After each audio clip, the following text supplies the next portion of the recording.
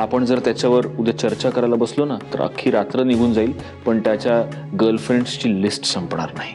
त्यानं मला त्या सगळ्या मुलींबद्दल सांगितलंय.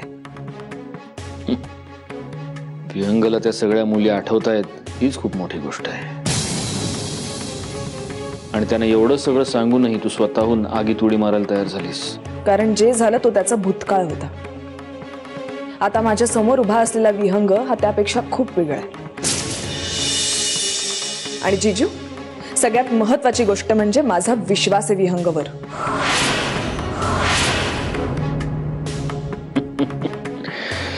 विश्वास,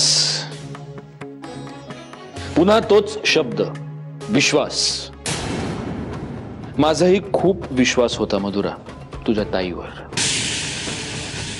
त्याच विश्वासाच्या जोरावर मी डोळे बंद करून तिच्याशी लग्न केलं. तिच्या भोळ्या चेहऱ्यावर विश्वास ठेवला मी, आणि आज बघ मधुरा माझं काय झालंय ते. कसं आहे मधुरा, विहंग खूप चांगला माणूस आहे, जीवाला जीव देणारा मित्र आहे, पण तो एक चांगला नवरा बनू शकत नाही. तो चांगला माणूस आहे म्हणून कदाचित तो तुझ्याशी एकनिष्ठ राहण्याचा पुरेपूर प्रयत्न करेल, पण त्याचा हा निर्धार फार काळ टिकणार नाही. तो पुन्हा त्याच वाटेला जाणार, आणि तेव्हा तुला तोच त्रास होणार जो आज मला होतोय. हे मी सगळं भोगलंय मधुरा.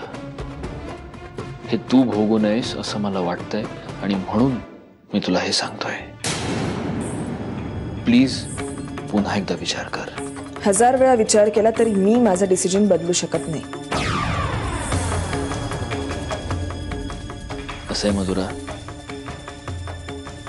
तुझा बाप असतो तर तुला कानाला धरून घरात बसवली असती,